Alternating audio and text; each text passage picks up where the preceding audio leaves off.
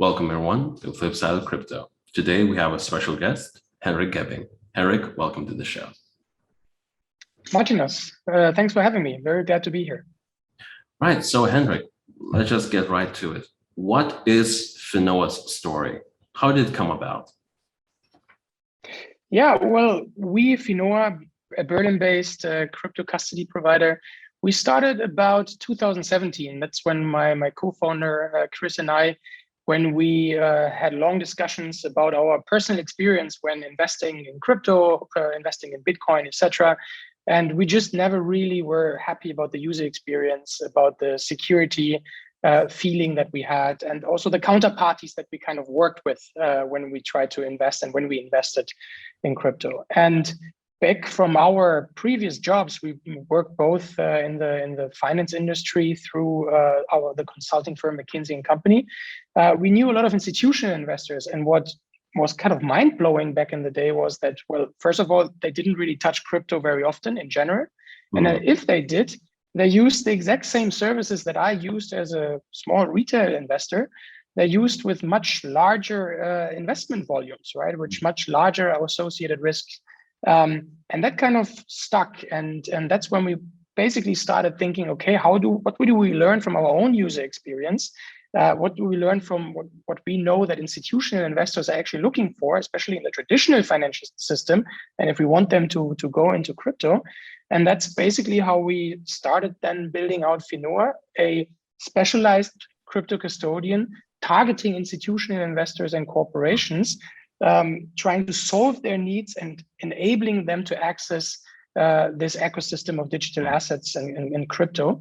And this is exactly what we serve our customers today with. One question though, you mentioned institutional investors, and many crypto newbies especially are interested in what are they like, right? So what are their main concerns with entering crypto? Because essentially, if we get institutional investors in, basically Bitcoin and all other altcoins are destined to increase in price. That's a simple motivation. But from another note, what are the institutional investors looking at? Why are they interested in getting into crypto, and what are their concerns? Yeah, I mean, I don't think there is this one answer to it, because institutional investors are pretty different, right? Because there's a wide range of institutional investors. There's the more traditional ones, like family offices, who see crypto as a potentially new high-risk asset class that they kind of use to diversify their portfolio, because they're always looking for yield opportunities and return.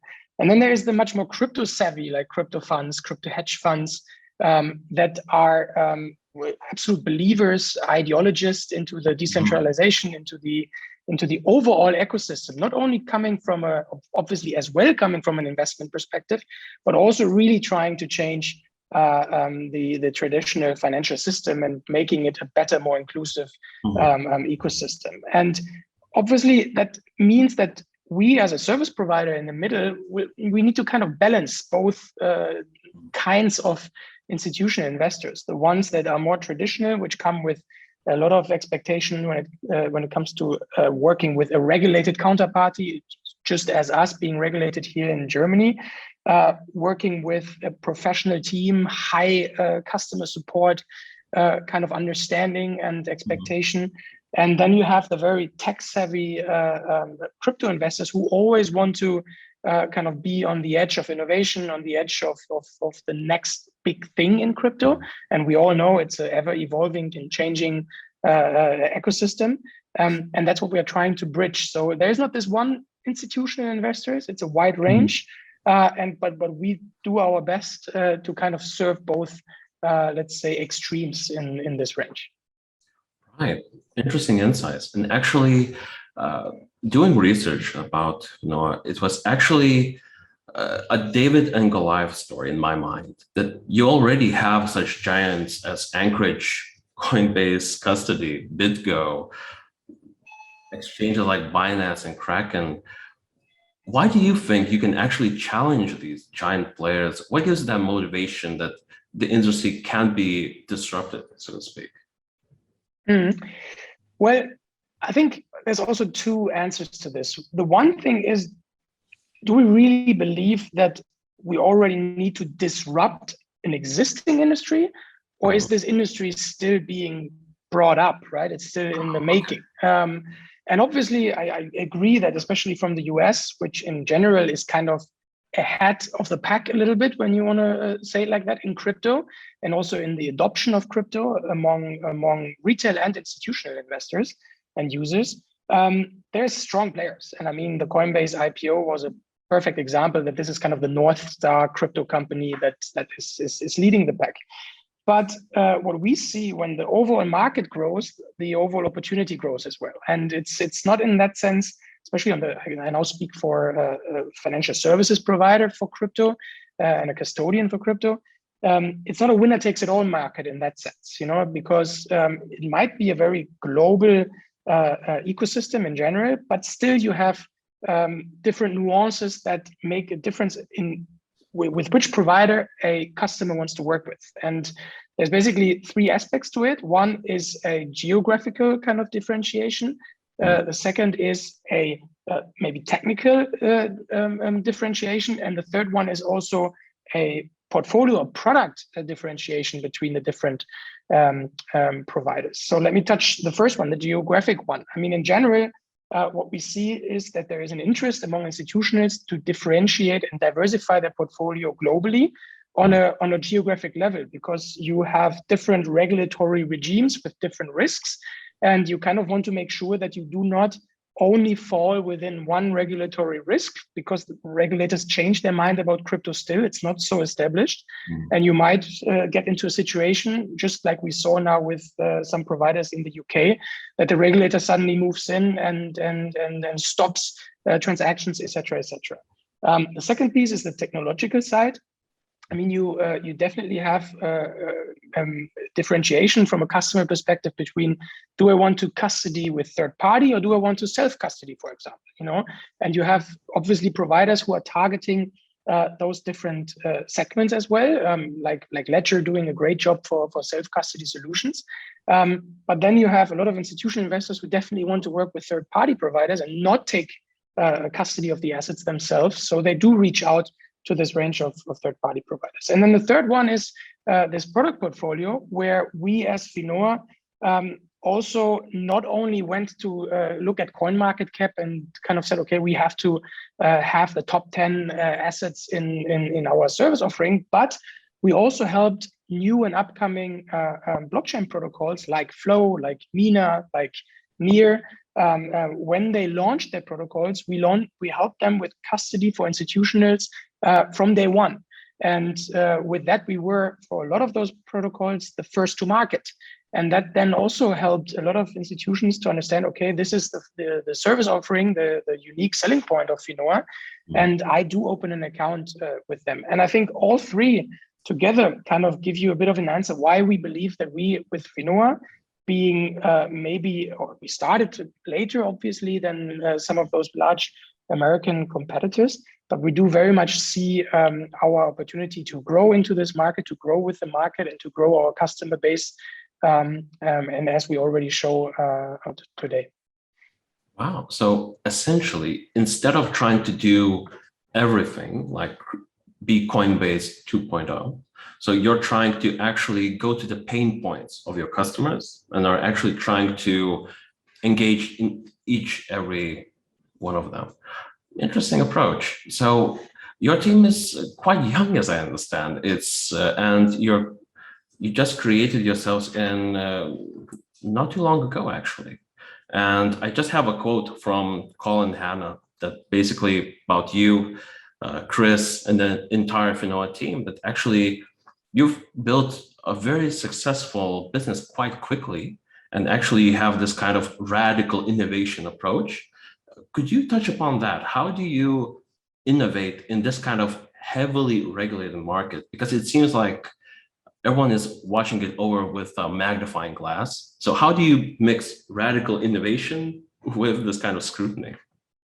Yeah, you mentioned a very good point here, and something that is definitely not easy to solve, right? Like, how do you be innovative in a market, I think, which is more more or less unprecedentedly rapidly innovating, right? Because I mean, we all know it, and you know it also on Daily Coin. I mean, every day you have news about the next innovation, the next big thing, and kind of it's already hard enough if you are working in the industry to kind of keep up with the development and the evolution of the market.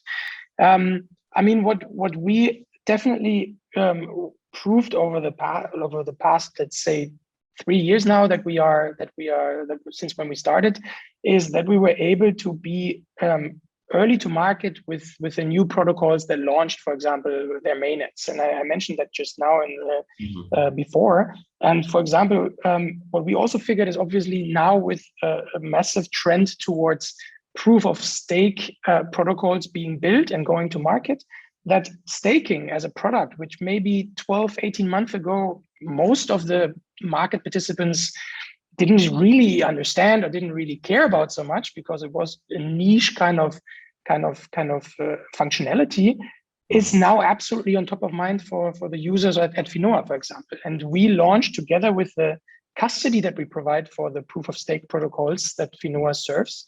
We also launched the opportunity out of custody to directly stake their assets. And with that, we were first to market with most of them. And I think that is then just showing also our customers that there is innovation happening. You know, Finoa is providing them with access to these protocols from a very, very early point, giving them access to the staking mechanism as well, which is, and you mentioned it earlier, some customers might just wait for the asset appreciation per se, but staking is a beautiful mechanism to like kind of put your assets to productivity beyond just asset appreciation, right? Because you create yield by participating in the network stability, getting rewards in forms of the respective token in return.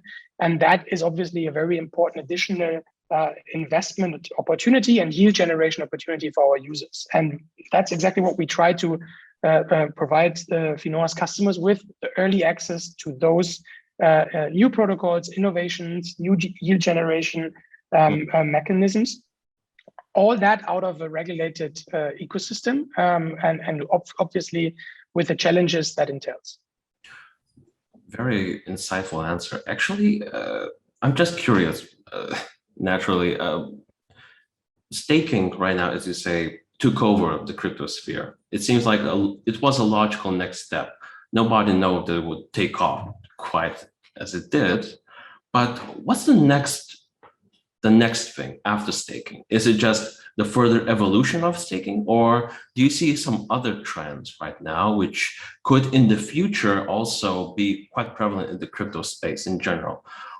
Is it, for example, just brainstorming here, is it going to be more of a compliant, for example, decentralized also compliant, or is it more of some kind of innovation like staking 2.0, something like that? What are your thoughts about that? That's a difficult question. I mean, staking in a sense was both a technological evolution, right? Moving from proof of work to proof of stake, solving a lot of the issues that we know exist around proof of work consensus mechanisms.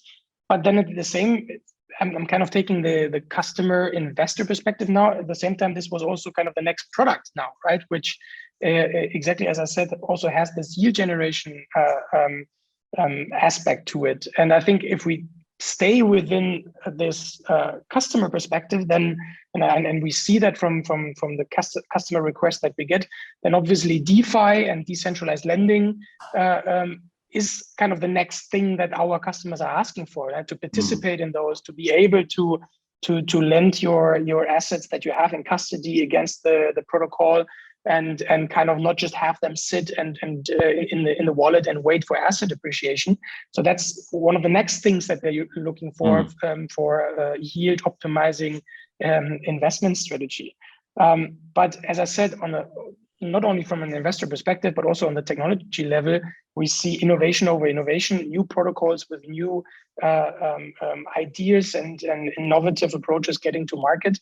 But really to tell where is this going, what's the, as you say, staking 2.0, at this stage is probably very hard to predict. Yeah, thank you for the insight again. Actually, on Daily Coin, we cover quite a few projects which promise a big game, right? And then they underdeliver or turn out to be a scam.